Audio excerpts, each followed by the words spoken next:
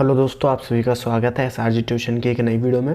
आज की इस वन शॉट वीडियो में हम mineral and nutrition chapter discuss करने वाले हैं क्लास 11 बायोलॉजी का।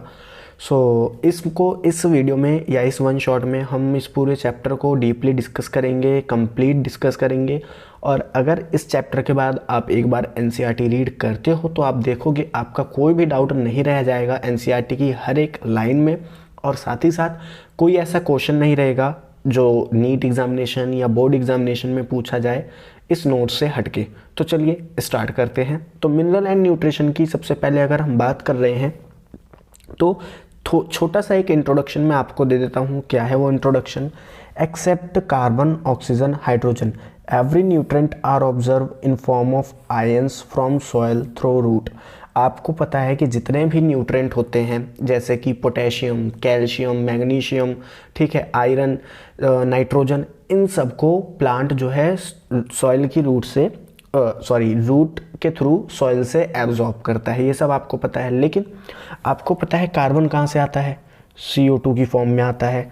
ऑक्सीजन यहीं से आ जाता है। हाइड्रोजन H2O की फॉर्म में आता है। यानी यहाँ पे बताया जा रहा है कि जो कार्बन, ऑक्सीजन, हाइड्रोजन है ये आयंस की फॉर्म में नहीं आते हैं। ठीक है, बाकी जितने भी मिनरल है न्यूट्रिएंट है हमारे पास, सब के सब आयंस की फॉर्म में आते हैं। कहाँ से? सॉइल से। Plant only nutrition inorganic. Plant का जो भी न्यूट्रिशन होता है वो इनऑर्गेनिक होता है। इनऑर्गेनिक क्यों होता है? क्योंकि वो कैल्शियम,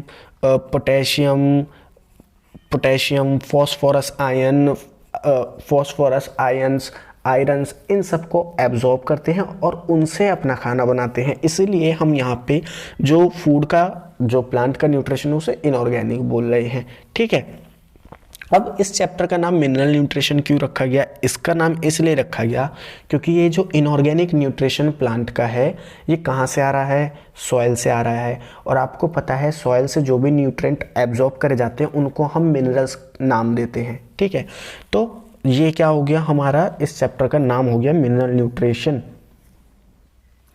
अब हम बात करते हैं स्टडी ऑफ मिनरल्स की। देखो, अगर हमें किसी भी मिनरल की स्टडी करनी है कि जैसे मान लो मैं पढ़ना चाहता हूँ कि नाइट्रोजन का किसी भी प्लांट पे क्या इफ़ेक्ट होता है, कि नाइट्रोजन की अगर कंसंट्रेशन ज़्यादा हो जाए या फिर नाइट्रोजन की कंसंट्रेशन कम हो जाए तो उसका प्लांट पे क्या इफ़ेक्ट होगा। या मैं पढ़ना चाह रहा हूँ कि मैग्नीशियम आयन है, इसकी कंसंट्रेशन में बढ़ा दूँ या इसकी कंसंट्रेशन में कम कर दूँ तो प्लांट पे क्या इफेक्ट होगा। तो इसके लिए मेरे को मिनरल की स्टडी करनी पड़ेगी। तो मिनरल की स्टडी क्या मैं सॉइल के थ्रू कर सकता हूँ? नहीं। क्यों? क्योंकि सॉइल में आप मिनरल्स या फिर जो भी आयंस हैं उनकी कंसंट्रेशन को ना ही कम कर सकते हैं ना ही बढ़ा सकते हैं। ठीक है, वो भी खासकर स्टडी के लिए, क्योंकि हो सकता है कि प्लांट पे आप जो इफेक्ट देख रखे हो या देख रहे हो वो किसी और मिनरल्स की वजह से भी आ रहा हो। ठीक है, तो यहाँ पे सॉइल के थ्रू इस चीज़ को स्टडी करना मुश्किल होता है। It is impossible to remove any mineral 100% from soil. और ये बहुत ही मुश्किल है कि हम सॉइल में से किसी भी मिनरल को 100% हटा दें। Soil some pathogen are present. और आपको पता है सॉइल में कुछ पैथोजन्स भी होते हैं। तो ज़रूरी नहीं है कि आपने किसी चीज़ की कंसंट्रेशन कम करी तो उसी की वजह से वो अफेक्ट प्लांट पे देखने को मिला। हो सकता है कि किसी पैथोजन ने वो अफेक्ट कॉज करा हो। तो सॉइल में ओवरऑल कहने का मतलब ये है कि मिनरल्स की स्टडी करना बहुत मुश्किल है। इसीलिए हम एक टेक्निक पढ़ते हैं जिसका नाम होता है हाइड्रोपोनिक्स। ठीक है, हाइड्रोपोनिक्स की बात करते हैं तो ये हाइड्रोपोनिक होती क्या है? ये एक टेक्निक है जिसको यूज़ करा जाता है मिनरल्स की स्टडी के लिए, लेकिन आजकल इसका कमर्शियल यूज़ भी होता है। जैसे कुछ जो छोटी हमारी कह सकते हैं क्रॉप्स होती हैं उनके प्रोडक्शन में हम हाइड्रोपोनिक का यूज़ करते हैं। तो हाइड्रोपोनिक की डिस्कवरी किसने करी थी? 1860 में एक साइंटिस्ट थे वॉन शेक। उन्होंने क्या करा? हाइड्रोपोनिक को हाइड्रोपोनिक्स को बनाया एक तरीके से। ठीक है, it is possible to grow plant till maturity in defined nutrient solution. इन्होंने क्या करा? इन्होंने बताया कि जो प्लांट होता है उसको हम ग्रो करा सकते हैं मैच्योरिटी तक। ठीक है, उसके मैच्योर होने तक एक न्यूट्रिएंट सॉल्यूशन में, यानी यहाँ पे कहना है इनका कि हम किसी भी प्लांट को बिना सॉइल के भी उगा सकते हैं। और उसे कहाँ उगाएंगे? एक न्यूट्रिएंट सॉल्यूशन में जो कि डिफाइंड होगा। डिफाइंड का मतलब क्या है? उसमें उसके लिए जो भी ज़रूरी चीज़ें हैं उनकी कंसंट्रेशन फिक्स कर दी जाएगी, यानी उसको पूरा उसके सॉइल जैसा इन्वायरमेंट दिया जाएगा। अगर हम बात करें हाइड्रोपोनिक्स की कि इसकी एक डेफिनेशन क्या है, it is a soil less culture of plant in artificial nutrient solution. Hydroponic क्या है, बिना सॉइल के प्लांट को कल्चर करना, यानी प्लांट की ग्रोथ को देखना, प्लांट को ग्रो करवाना, ठीक है, एक आर्टिफिशियल न्यूट्रिएंट सॉल्यूशन में। आर्टिफिशियल वर्ड क्यों कर रहे हैं यूज़, क्योंकि न्यूट्रिएंट सॉल्यूशन हम खुद बना रहे हैं, ठीक है, तो उसको हम हाइड्रोपोनिक बोलते हैं। हाइड्रोपोनिक्स की बेसिक्स क्या है, इसके लिए हमें क्या क्या चीज़ें चाहिए, हमें डिस्टिल्ड वाटर चाहिए, मतलब एक अच्छी क्वालिटी का पानी चाहिए, ठीक है, मिनरल्स चाहिए, ऑक्सीजन की सप्लाई होनी चाहिए, और मिनरल का सॉल्यूशन भी कंटिन्यूस सप्लाई होना चाहिए। क्योंकि मान लो आपने एक बार मिनरल का सॉल्यूशन दे दिया और फिर आप उसको कभी सॉल्यूशन दे ही नहीं रहे 2-3 महीने तक, तो वो प्लांट तो एक बार में, मतलब स्टार्टिंग में आपने जब सॉल्यूशन डाला वहाँ से जो भी मिनरल था उसमें उसे एब्जॉर्ब कर लेगा, उसको फिर से मिनरल चाहिए। लेकिन जब आप सॉल्यूशन को कंटिन्यूस नहीं दोगे, मिनरल सॉल्यूशन को कंटिन्यूस नहीं दोगे, तो उस तक मिनरल आयन कंटिन्यूसली नहीं पहुंचेंगे, तो उसकी ग्रोथ रुक जाएगी, ठीक है। यहाँ पे डिस्टिल्ड वाटर मैंने बताया, उसको साफ पानी चाहिए। अब ऐसा तो है नहीं कि आप नाली के पानी में किसी प्लांट को उगाओगे या गटर के पानी में किसी प्लांट को उगाओगे, तो उसको एक डिस्टिल्ड यानी साफ वाटर चाहिए। अब हाइड्रोपोनिक्स का यूज़ क्या है, तो हाइड्रोपोनिक का यूज़ यहाँ पे हमने लिख रखा है। तो स्टडी, सबसे पहला इसका क्या है, हमें स्टडी के लिए हाइड्रोपोनिक्स यूज़ करते हैं। अच्छा, किस चीज़ की स्टडी के लिए, कंसंट्रेशन ऑफ मिनरल रिक्वायर्ड, कि किसी भी प्लांट की ग्रोथ के लिए जिस मिनरल की जितनी कंसंट्रेशन रिक्वायरमेंट है उसको हम स्टडी करते हैं। डिफिशिएंसी सिम्टम्स के बारे में पढ़ते हैं कि अगर कोई प्लांट है उसको कोई एक पर्टिकुलर मिनरल नहीं मिल रहा है तो उसके क्या डेफिशिएंसी सिम्टम्स हो सकते हैं, मतलब उसकी कमी से क्या चीज़ें प्लांट पे हम देख सकते हैं, क्या चीज़ें ऑब्जर्व कर सकते हैं। रोल ऑफ मिनरल, उस मिनरल का उस प्लांट में क्या काम है, उसको प्लांट कैसे यूज़ करता है। इसेंशियल एलिमेंट, यानी प्लांट की ग्रोथ के लिए कौन से, जो कह सकते हैं हमारे पास प्लांट की ग्रोथ के लिए कौन से एलिमेंट्स ज़रूरी हैं, ठीक है। टू ग्रो सम क्रॉप, इसका एक और यूज़ है क्या, क्रॉप्स को उगाने में कमर्शियली, जैसे कि टोमेटो, लेटस, सीडलेस ककम्बर, यानी जो भी छोटी क्रॉप्स के प्लांट होते हैं उनको हम उगा सकते हैं हाइड्रोपोनिक का यूज़ करके। अब देखिए हम बात करते हैं इसेंशियल मिनरल्स की। इसेंशियल मिनरल यानी जो ज़रूरी तत्व हैं प्लांट के लिए, ठीक है। तो आपको पता होना चाहिए कि जो सॉइल है, जो अर्थ क्रस्ट है, उसके पास 105 तरीके के एलिमेंट पाए जाते हैं उस सॉइल में। इनमें से सिर्फ 60 जो है, 60 क्या करते एलिमेंट्स को जो प्लांट है वो आयनिक फॉर्म में एब्जॉर्ब करता है, यानी 60 एलिमेंट्स को आयनिक फॉर्म में लेता है, ठीक है। अब अगर हम बात करें एसेंशियल मिनरल्स की, तो इसका क्राइटेरिया क्या होगा, तो हम किन मिनरल्स को एसेंशियल बोलेंगे। सबसे पहला जो सवाल है हमारे मन में ये आता है कि अगर प्लांट 60 एलिमेंट्स को सॉइल में से एब्जॉर्ब कर रहा है तो मैं किस किस को एसेंशियल बोलूँगा, मैं किन को बोलूँगा कि हाँ ये प्लांट के लिए ज़रूरी है। तो इसके लिए हमने एक क्राइटेरिया बनाया है। जैसे कि मैं आपको एग्जांपल दूं, अगर मैं बात करूं कि नीट कौन कौन क्वालिफाई कर सकता है, तो हमने वहां पे एक क्राइटेरिया बना रखा है 230 मार्क्स का, कि जिसने ये एग्ज़ाम के लिए, मतलब जिसके इससे ज़्यादा मार्क आ गए उसने नीट क्वालिफाई कर लिया, लेकिन उसका कॉलेज ना मिलना या मिलना उसके नंबर के बेसिस पे होता है, ठीक है। लेकिन अगर आपको सिर्फ नीट क्वालिफाई करना है तो आपको 240-250 मार्क्स चाहिए। तो अभी हम बात करते हैं क्राइटेरिया की, कि क्राइटेरिया क्या है, कि किस बेसिस पे हम किसी भी एलिमेंट को एसेंशियल बोलेंगे। सबसे पहला क्राइटेरिया ये है कि जो एसेंशियल मिनरल होना चाहिए डायरेक्टली इन्वॉल्व होना चाहिए प्लांट की ग्रोथ में, डेवलपमेंट में एंड रिप्रोडक्शन में। Plant can not complete it's life cycle with that mineral. सबसे पहला क्राइटेरिया क्या है, सबसे पहला क्राइटेरिया ये है कि जो भी मिनरल है जिसे प्लांट एब्जॉर्ब कर रहा है सॉइल में से, उसको हम इसेंशियल तब बोलेंगे जब वो प्लांट की ग्रोथ में, उसकी डेवलपमेंट में, यानी प्लांट की डेवलपमेंट में, प्लांट के रिप्रोडक्शन में डायरेक्टली इन्वॉल्व हो। और अगर मान लो बाई चांस किसी वजह से सॉइल में वो एलिमेंट ख़त्म हो जाए, ठीक है, वो मिनरल ख़त्म हो जाए, तो प्लांट की लाइफ साइकिल कंप्लीट ना हो पाए, यानी उसके साथ साथ प्लांट भी ख़त्म हो जाए, तो हम उस मिनरल को एसेंशियल मिनरल बोलेंगे, ठीक है। पहला पॉइंट आपको समझ में आ गया। नेक्स्ट पॉइंट आता है essential mineral role should be specific, can not be replace by other mineral. अब नेक्स्ट पॉइंट हम ये बात कहते हैं कि जो एसेंशियल मिनरल होना चाहिए उसका रोल जो है स्पेसिफिक होना चाहिए और उसके रोल को कोई अदर मिनरल रिप्लेस ना कर पाए। जैसे कि अगर मैं आपसे कहूँ कि एक तरीके से आप एग्जांपल ले सकते हो कि मान लो एक काम है करने के लिए, ठीक है, जिससे सिर्फ जैसे मैं आपसे कहता हूँ आपका स्टडी का काम है, आपका पढ़ना काम है, तो पढ़ने का काम सिर्फ आप ही करोगे, ठीक है, आपके पापा तो आपकी जगह पे पढ़ेंगे नहीं।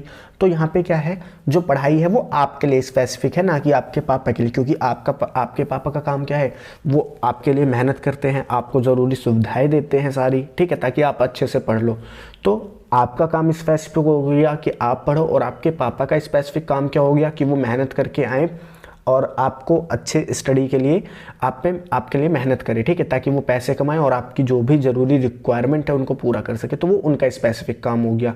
तो यही चीज़ प्लांट के लिए भी है कि हम उसी मिनरल को एसेंशियल बोलेंगे जिसका काम स्पेसिफिक हो और उसके सिवा उस काम को कोई ना कर सके। जैसे कि अगर आपके घर में आप अपनी मॉम को देखते हैं, अपनी मम्मी को देखते हैं, ठीक है, अपनी माताजी को देखते हैं, तो वो घर का खाना बना रही हैं। तो अगर मान लो वो किसी दिन बीमार पड़ जाए और आपको खाना बनाना पड़ जाए, तो आप उनके जैसा खाना नहीं बना सकते। तो हम कहते हैं कि जो मॉम है हमारे घर के लिए इसेंशियल है। इसी तरीके से हम बात करते हैं मिनरल्स के लिए कि वो भी स्पेसिफिक होते हैं और उनको कोई और रिप्लेस नहीं कर सकता। थर्ड हम बात करते हैं direct involve in plant metabolism. वो मिनरल्स, जो भी मिनरल्स हैं जो प्लांट के मेटाबॉलिज्म में, मेटाबॉलिज्म का मतलब क्या होता है, प्लांट के अंदर जितनी भी रिएक्शंस चल रही हैं, चाहे वो किसी चीज़ को तोड़ के बनाने की हो, किसी चीज़ के कैटाबॉलिज्म की हो, किसी चीज़ के एनाबॉलिज्म की हो, उसमें वो डायरेक्टली पार्टिसिपेट करे, ठीक है। अकॉर्डिंग टू अबव क्राइटेरिया, इन तीनों क्राइटेरिया के बेसिस पे हमारे पास 17 इसेंशियल एलिमेंट्स आते हैं। तो आप देखो कि प्लांट सॉइल से एब्जॉर्ब करता है 60 एलिमेंट, लेकिन 60 में से सिर्फ 17 ही ऐसे एलिमेंट हैं जो प्लांट के लिए इसेंशियल है, यानी प्लांट के लिए बहुत ज़रूरी हैं। सो अब हम बात करते हैं क्लासिफिकेशन ऑफ न्यूट्रिएंट की, कि न्यूट्रिएंट को कितने पार्ट में क्लासिफाई करा जाता है। तो ये जो क्लासिफिकेशन होता है ये 2 बेसिस पे होता है। कौन कौन से हैं? On the basis of quantitative amount, on the basis of diverse role. पहले का मतलब क्या है on the basis of quantitative amount, कि प्लांट की ग्रोथ में उनकी कितनी कंसंट्रेशन हमको चाहिए, ठीक है, यानी कंसंट्रेशन की बेसिस पे कह सकते हो आप कि प्लांट की ग्रोथ के लिए उस एलिमेंट की कितनी कंसंट्रेशन हमें रिक्वायर्ड है। सेकंड है on the basis of diverse role, कि उनका प्लांट में रोल क्या है, उसके बेसिस पे भी हम जो न्यूट्रिएंट है उनको क्लासिफाई कर सकते हैं। सबसे पहले हम बात करते हैं on the basis of amount, मतलब कि हमें उस मिनरल की प्लांट की ग्रोथ के लिए कितनी ज़रूरत है, उसके बेसिस पे हम बात कर रहे हैं। तो इसके बेसिस पे न्यूट्रिएंट 2 तरीके के हो सकते हैं, मैक्रो न्यूट्रिएंट और माइक्रो न्यूट्रिएंट। सबसे पहले हम बात करते हैं मैक्रो न्यूट्रिएंट की। इट रिक्वायर या present in more than 10 millimole KG of dry weight, यानी किसी भी प्लांट का जो ड्राई वेट होता है। अब ये ड्राई वेट क्या होता है, आप किसी भी प्लांट को सुखा दीजिए, उसके अंदर से सारा पानी निकल गया, ठीक है, और उसके अंदर से उसको फिर क्या करो, अच्छे से सुखा दो, तो उसका वो आ जाएगा ड्राई वेट। तो उस ड्राई वेट के अंदर उस मैक्रो न्यूट्रिएंट की जो कंसंट्रेशन होनी चाहिए वो 10 मिलीमोल पर केजी से ज़्यादा होनी चाहिए, तभी हम उस न्यूट्रिएंट को क्या बोलेंगे, मैक्रो न्यूट्रिएंट बोलेंगे। एग्जाम्पल के लिए, एग्जाम्पल देखो आपको कैसे याद करना है। एग्जाम्पल के लिए आप याद कर सकते हो चॉन, PSK, कैल्शियम, मैग्नीशियम, ठीक है। आप वैसे जो करके चाचा चौधरी करके बनाते हो वो क्या कहते हैं निमोनिक्स, वो आप भूल सकते हो, लेकिन जब आप ऐसे करोगे चॉन, PSK, कैल्शियम, मैग्नीशियम, आप ऐसे नहीं भूलोगे। तो इस ऑर्डर में याद करो चॉन, PSK, कैल्शियम, मैग्नीशियम। ये जो 9 एलिमेंट है हमारे, ये इसेंशियल मैक्रो न्यूट्रिएंट है। क्या है? इसेंशियल मैक्रो न्यूट्रिएंट है। अगर मैं बात करूं CHO are not nutrient but minerals, मतलब क्या है इसका, कि जो CHO हैं वो न्यूट्रिएंट नहीं है लेकिन मिनरल हैं। मतलब CHO जो है वो न्यूट्रिएंट है लेकिन मिनरल नहीं है। इसका मतलब क्या है, देखो CHO को प्लांट क्या कर रहा है, क्या कहते हैं हमारा सॉइल से नहीं लेता। मैंने आपको स्टार्टिंग में ही बताया था कि जो CHO होता है उसको जो प्लांट है वो सॉइल से नहीं लेता, ठीक है। तो इसीलिए हम इसको मिनरल्स नहीं बोलते, क्योंकि मिनरल हम किसके लिए यूज़ करते हैं, मिनरल हम उन न्यूट्रिएंट के लिए यूज़ करते हैं जिन्हें सॉइल से एब्जॉर्ब करा जाता है, तो CHO को हम इसलिए मिनरल नहीं बोलते।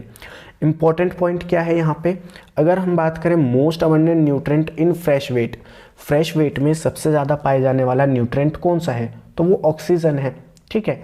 अगर हम बात करते हैं most abundant nutrient in dry weight, जब हम क्या करते हैं उस पेड़ को नहीं, मतलब उसकी एक लीफ को जिसका आप वेट कर रहे हो उसको सुखा देते हो, तो उसमें सबसे अबंडेंट सबसे ज़्यादा पाए जाने वाला न्यूट्रिएंट कौन सा है, वो है कार्बन। अगर हम बात करें मोस्ट अबंडेंट मिनरल की तो वो हो जाता है हमारा नाइट्रोजन। अब देखिए नाइट्रोजन, फॉस्फोरस एंड जो हमारा पोटेशियम होता है, इनकी जो कंसंट्रेशन होती है सॉइल में बहुत कम होती है। आपको पता होगा नाइट्रोजन अर्थ क्रस्ट में बहुत मिनिमम अमाउंट में प्रेजेंट होता है, मोस्टली एटमॉस्फेयर में प्रेजेंट होता है। तो नाइट्रोजन, फॉस्फोरस एंड पोटेशियम को हम फर्टिलाइज़र की तरह भी या फर्टिलाइज़र में ये प्रेजेंट होते हैं, ताकि जो भी प्लांट है उसको नाइट्रोजन, फॉस्फोरस और पोटेशियम की सही कंसंट्रेशन मिले उसकी ग्रोथ के लिए। अब हम बात करते हैं किसकी, माइक्रोन्यूट्रिएंट की। माइक्रोन्यूट्रिएंट का देखो मतलब ही आप समझ रहे हो, माइक्रो मतलब छोटी, यानी कम अमाउंट में जो चीज़ प्रेजेंट है। Present in plant less than 10 millimole पर kg ऑफ ड्राई वेट, कि ड्राई वेट जो होता है किसी भी प्लांट का, उसके अंदर उसकी जो कंसंट्रेशन है वो 10 मिलीमोल पर kg से भी कम होगी, तो हम उसको माइक्रोन्यूट्रिएंट बोलेंगे। माइक्रोन्यूट्रिएंट के एग्जाम्पल की बात करें तो आप इसका कर सकते हो फेकुनीमो बक्कल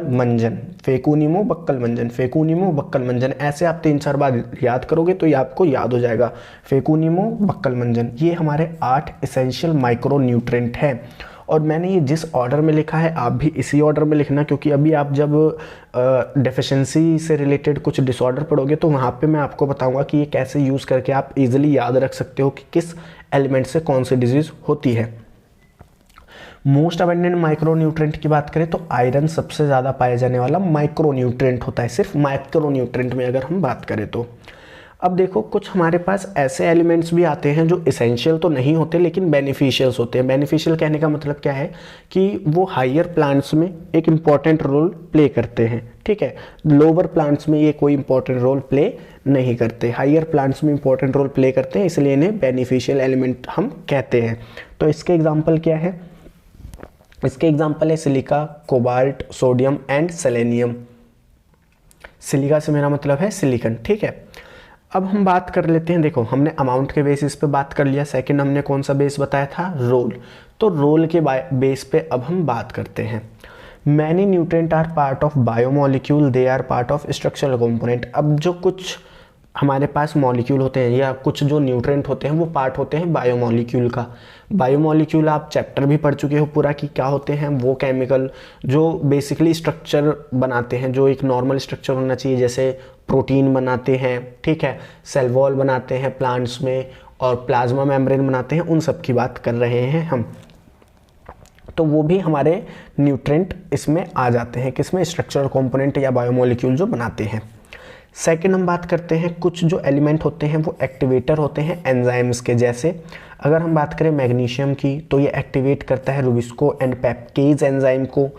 Mg एक्टिवेट करता है पायरुवेट डिहाइड्रोजिनेज एंजाइम को। और ये सारे एंजाइम आपको याद रखने हैं, ये नीट एग्जामिनेशन में पूछे जाते हैं। नाइट्रोजिनेज एंजाइम जो है ये आयरन और मॉलिब्डेनम के थ्रू एक्टिवेट होता है। अल्कोहल डिहाइड्रोजिनेज ये जिंक के थ्रू एक्टिवेट होता है। कैलेज एंजाइम ये आयरन के थ्रू एक्टिवेट होता है। तो ये सारे एंजाइम और इनके एक्टिवेटर आपको याद होने चाहिए, बहुत ज़्यादा पूछता है नीट एग्जामिनेशन में। तीसरा हम बात करते हैं many mineral maintain osmotic balance. कई सारे ऐसे मिनरल्स होते हैं जो ऑस्मोटिक बैलेंस यानी वाटर की कंसंट्रेशन को मेंटेन करने में मदद करते हैं, जैसे कि पोटेशियम। अब कुछ ऐसे कंपाउंड भी होते हैं या कुछ ऐसे मिनरल्स या एलिमेंट्स भी होते हैं जो पार्ट होते हैं एनर्जी कंपाउंड्स का। जैसे आप एटीपी के बारे में पढ़ते हो, ठीक है। एटीपी में क्या होता है, फॉस्फेट होता है, या फॉस्फोरस होता है।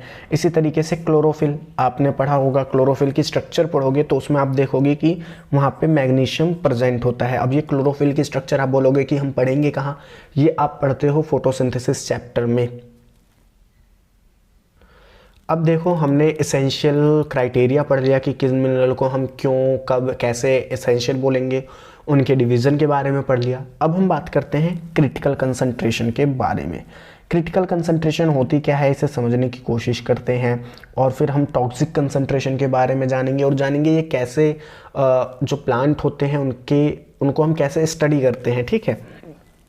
Growth is maximum at concentration C, below point C growth decreases and deficiency symptom arise. अब देखो, अगर मैं यहाँ पे आपको ये ग्राफ दिखाऊं तो यहाँ पे क्या हो रहा है, जैसे मान लो किसी भी कंसंट्रेशन, किसी भी एलिमेंट की कंसंट्रेशन बढ़ रही है, उसके साथ साथ प्लांट की ग्रोथ जो है वो भी बढ़ रही है।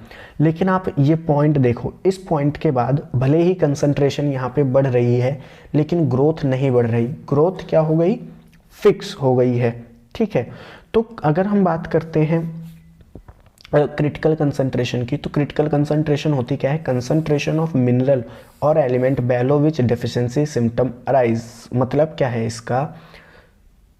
इसका मतलब ये है कि मान लो कोई प्लांट है, उसको नाइट्रोजन चाहिए 10 मिलीमोल। ठीक है, नाइट्रोजन कितनी चाहिए, 10 मिलीमोल पर केजी चाहिए। ठीक है, क्योंकि नाइट्रोजन क्या है, एक हमारे पास मैक्रोन्यूट्रेंट है, चॉन पीएस के, याद होगा आपको।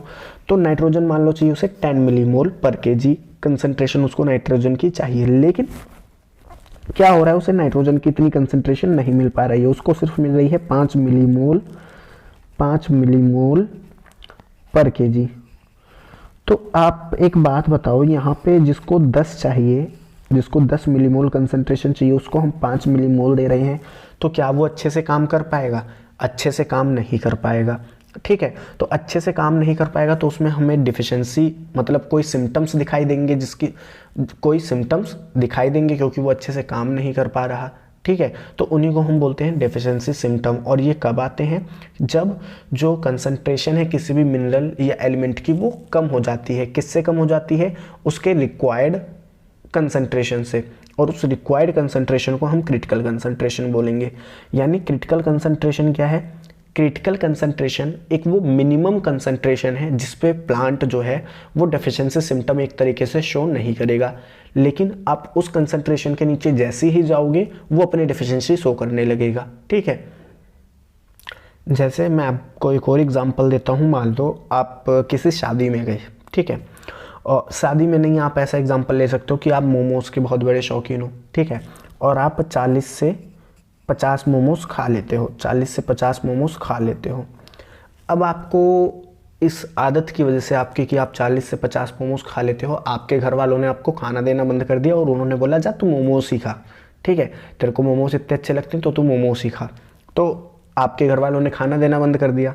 अब आप शॉप पे गए। ठीक है, शॉप पे गए रात को, तो शॉप पे आप देर से पहुंचे तो मोमोज ख़त्म हो गए थे, आपको सिर्फ 20 मोमोज मिले।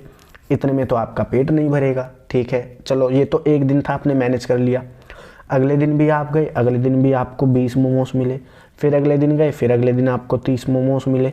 ठीक है, तो आप यहाँ पे समझो, आपको जो मिनिमम मोमोज चाहिए खाने के लिए वो आपको चाहिए 40, लेकिन आपको 20 और 30 मिल रहे हैं। तो क्या आपकी भूख ख़त्म हो रही है? नहीं ख़त्म हो रही। तो भूख ख़त्म नहीं हो रही तो आपको क्या होगी, कमज़ोरी सी फील होगी। कमज़ोरी तो देखो मोमोज़ खाने से वैसे ही हो जाएगी, क्योंकि मोमोज़ में उतना प्रोटीन, उतना डाइट वो अच्छी है नहीं, वो तो बस एक फास्ट फूड होता है जिसे आप नॉर्मली टेस्ट के लिए खाते हो। सो यहाँ पे क्या होगा, आपको कंप्लीट एनर्जी नहीं मिलेगी। ठीक है, तो आपके अंदर कुछ सिम्टम्स दिखने लग जाएंगे, तो उसी चीज़ को हम बोलेंगे, क्या बोलेंगे, डेफिशिएंसी सिम्टम। और ये डेफिशिएंसी सिम्टम कब आएगा, जब आपकी जो रिक्वायरमेंट है वो आपके जो मिनिमम रिक्वायरमेंट है उससे भी कम हो जाए। आपकी मिनिमम रिक्वायरमेंट थी 40 मोमोज़ की, लेकिन आपको 40 मोमोज़ भी नहीं मिल रहे, आपको 30 और 20 मोमोज़ मिल रहे हैं। ठीक है, आपको 40 मोमोज़ मिलते तो आप काम चला लेते, आप डेफिशिएंसी सिम्टम शो नहीं करते, लेकिन आपको 40 से भी कम मिल रहे हैं। तो ये जो 40 हो गई, ये आपकी क्रिटिकल कंसंट्रेशन हो गई। आई होप क्रिटिकल कंसंट्रेशन आपको समझ में आ गया होगा। अब हम बात करते हैं थोड़ा टॉक्सिसिटी की। Beyond point B mineral decrease the plant growth and cause toxicity. अब देखो हुआ क्या कि ये प्लांट की ग्रोथ थी, जैसे जैसे कंसंट्रेशन बढ़ रही थी एलिमेंट की, प्लांट की ग्रोथ भी बढ़ रही थी।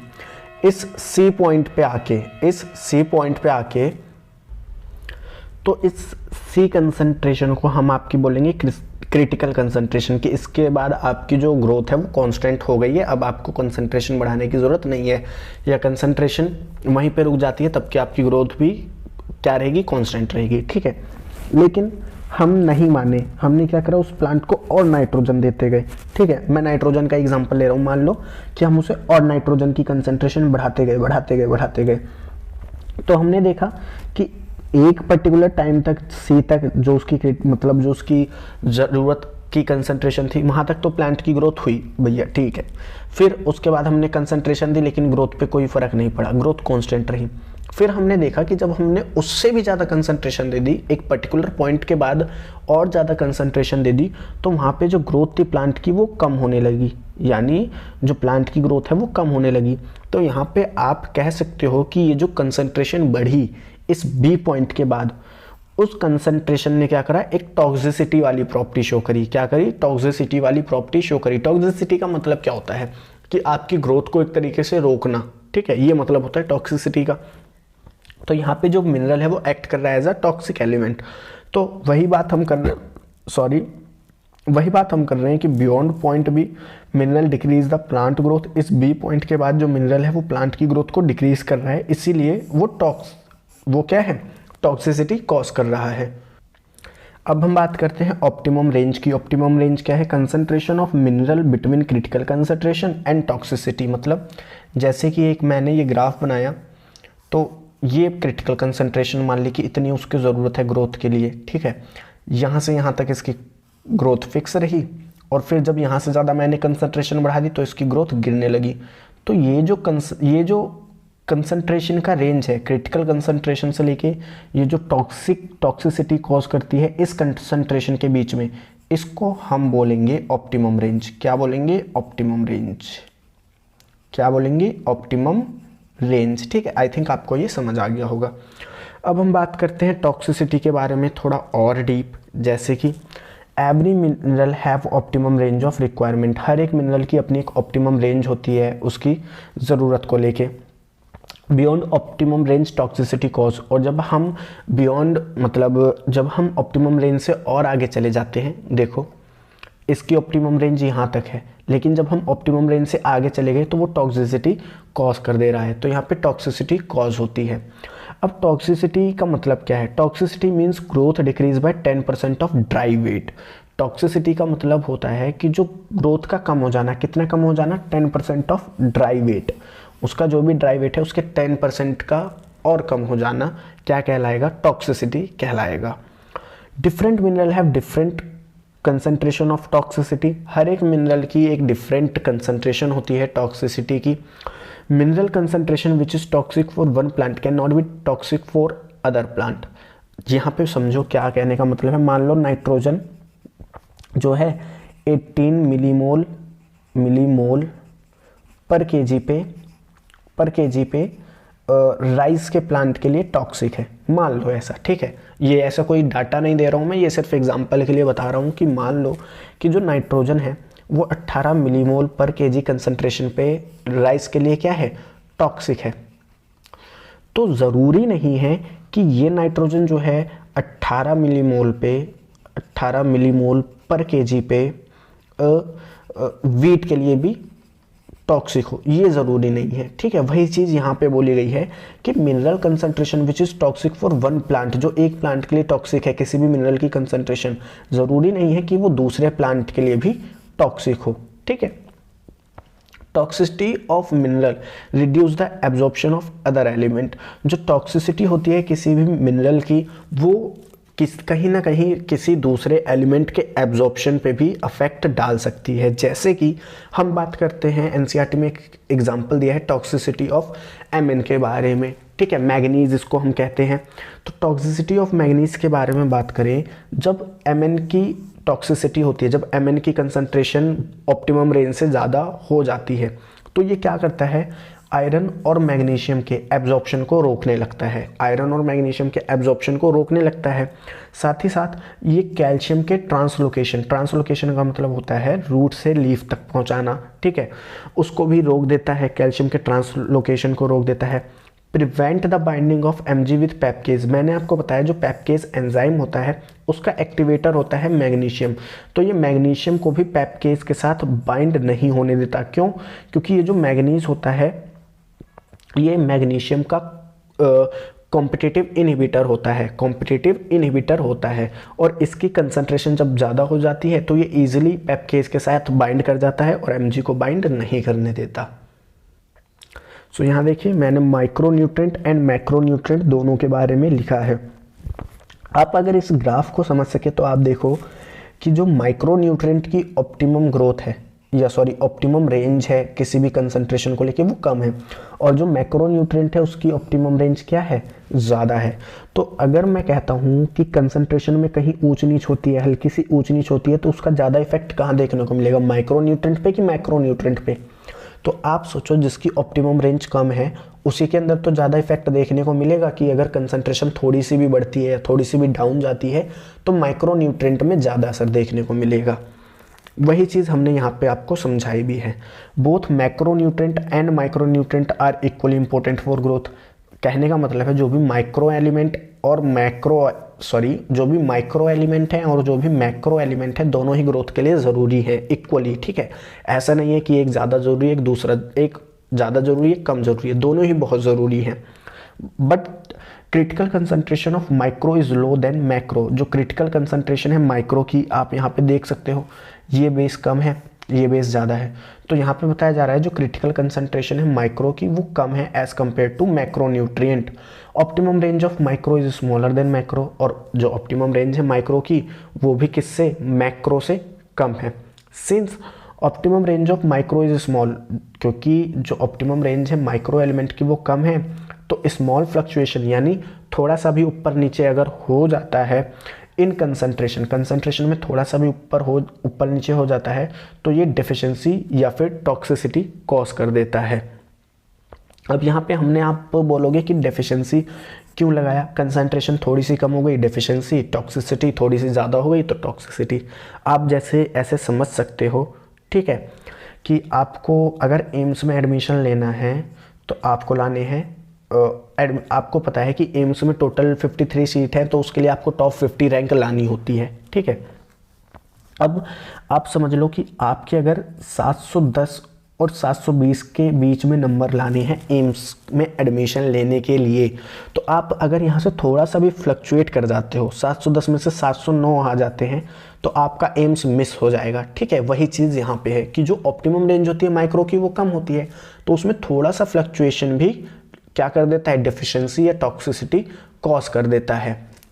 Every mineral below critical concentration is deficient and plants show deficiency syndrome. जितने भी मिनरल होते हैं अपनी क्रिटिकल कंसंट्रेशन के नीचे वो डेफिशिएंसी कॉज करते हैं प्लांट में और एक डेफिशिएंसी सिम्टम शो करते हैं। सो अब हम बात कर लेते हैं डेफिशिएंसी सिम्टम की। सबसे पहले अगर हम बात करें कि डेफिशिएंसी सिम्टम डिपेंड किन चीज़ों पे करती है, तो सबसे पहले डिपेंड करती है टाइप ऑफ मिनरल्स पे। जैसे कि every mineral can show different type of symptom, हर एक मिनरल अलग अलग तरीके के डेफिशिएंसी सिम्टम शो कर सकता है। फिर बात आती है क्रिटिकल कंसंट्रेशन की। Different mineral can have different critical concentration. जो भी क्रिटिकल कंसंट्रेशन है किसी भी एलिमेंट की वो हर एक प्लांट में अलग हो सकती है, ठीक है। Two different mineral can have similar deficiency symptom, और ऐसा हो सकता है कि दो अलग अलग मिनरल्स की एक सिमिलर डेफिशिएंसी सिम्टम हो, और ऐसा भी हो सकता है कि एक मिनरल एक से ज़्यादा डेफिशिएंसी सिम्टम दिखाए, ठीक है। इसी में हम बात करते हैं एक सिम्टम की जिसको हम बोलते हैं क्लोरोसिस। क्या बोलते हैं, क्लोरोसिस। क्लोरोसिस का मतलब होता है लॉस ऑफ क्लोरोफिल। क्लोरोसिस का मतलब क्या होता है, लॉस ऑफ क्लोरोफिल। अगर हम इसके सिम्टम की बात करें तो होता क्या है, इसमें जो लीफ है वो येलो हो जाती है और जो ग्रोथ होती है प्लांट की वो कम होने लगती है, ठीक है। अब अगर हम बात करें कि कौन कौन से एलिमेंट होते हैं जो इस क्लोरोसिस के लिए रिस्पॉन्सिबल होते हैं, तो इसके देखिए एग्जांपल लिखे हैं NSKMG मतलब आयरन, मॉलिब्डेनम, मैग्नीज, जिंक। अब आप बोलोगे कि इतने सारे एलिमेंट हम याद कैसे करेंगे, सबसे बड़ी दिक्कत ये आती है। तो मैंने आपको बताया था कि मैक्रो न्यूट्रिएंट का ऑर्डर जिस तरीके से याद करना है वो भी मैंने आपको बताया था, माइक्रो का जिस तरीके से याद करना है वो भी बताया था। तो सबसे पहले मैक्रो देखो, आपको मैंने बोला था ऐसे लिखना है, जॉन पीएसके, कैल्शियम, मैग्नीशियम, मैंने बताया था इस तरीके से। तो सब क्या करो, इन दोनों में से ये और नीचे के दोनों उठा लो, ठीक है। इसमें क्लोरोसिस आ गया। अब आप बात करोगे कि अच्छा ये तो हम याद कर लेंगे, अब इसका भी कुछ जुगाड़ बताओ। तो इसका मैंने आपको बताया था फेकू नीमो, सॉरी किसी का कॉल आ गया था। सो मैं क्या कह रहा था आपसे कि मैंने आपको बता दिया कि मैक्रोन्यूट्रिएंट का आप कैसे याद करोगे, ये वाला हिस्सा, ठीक है। माइक्रोन्यूट्रिएंट का कैसे याद करोगे, तो माइक्रोन्यूट्रिएंट का क्या था, फेकू नीमो, ठीक है, बक्कल मंजन, इस तरीके से था। तो आप यहाँ पे क्या करो, यहाँ से Fe ले लो, यहाँ से MO ले लो, यहाँ से Mn और जिंक ले लो, ठीक है। यानी पहली लाइन में पहला और आखिरी, लास्ट वाली मतलब सेकंड लाइन में आखिरी के दोनों। तो इस तरीके से आपको याद हो जाएगा। अब हम बात करते हैं नेक्रोसिस की। नेक्रोसिस क्या होता है, नेक्रोसिस का मतलब होता है डेथ ऑफ टिश्यू। नेक्रोसिस का क्या होता है मतलब डेथ ऑफ टिश्यू। इसके सिम्टम क्या है, इसके सिम्टम्स ये हैं कि जो लीफ होती है वो मैच्योर होने से पहले ही गिरने लग जाती है। उसी के लिए हम टर्म यूज़ करते हैं premature leaf and bud fall, मतलब जो भी लीफ है या जो भी बड है जो मैच्योर नहीं हुआ है वो फॉल होने लगती है, ठीक है। अब इसे याद कैसे करेंगे, तो इसको याद करेंगे, देखो यहाँ पे मैक्रो के ये तीनों आ गए, पोटेशियम, कैल्शियम, मैग्नीशियम, और माइक्रो से सिर्फ यहाँ कॉपर आता है, माइक्रो से सिर्फ यहाँ कॉपर आता है, ठीक है। इसी तरीके से आता है इनहिबिशन ऑफ सेल डिवीजन की, किन्हीं एलिमेंट की कमी हो जाए तो सेल डिवीजन रुक जाती है। तो इसके लिए कौन कौन से आ जाएंगे, नाइट्रोजन, सल्फर, पोटेशियम, मॉलिब्डेनम, ठीक है। Delay in flowering, nitrogen, sulphur, molybdenum, तो ये आपको याद होने चाहिए। आप यहाँ पे एक चीज़ देखो कि inhibition of cell division and delay in flowering दोनों में ही सेम एलिमेंट आ रहे हैं, nitrogen, sulphur, molybdenum, nitrogen, sulphur, molybdenum. सिर्फ इनहिबिशन ऑफ सेल डिवीजन में एक पोटेशियम एक्स्ट्रा आ रहा है। तो इस तरीके से आपको ये सारे सिम्टम्स याद करने पड़ेंगे कि किस एलिमेंट की वजह से कौन सा सिम्टम आता है, और ये नीट एग्जामिनेशन में पूछा भी जाता है। अब हम बात करते हैं मोबिल एंड इमोबिल मिनरल्स की। तो सबसे पहले हम बात करते हैं मोबिल मिनरल की, ये होते क्या हैं। Can be move from old to young leaf, जो मोबिल मिनरल्स होते हैं वो ओल्ड लीफ से यंग लीफ में जा सकती हैं, ट्रैवल कर सकती हैं। जैसे कि मान लो किसी एलिमेंट की क्या हो रही है, डेफिशिएंसी हो रही है।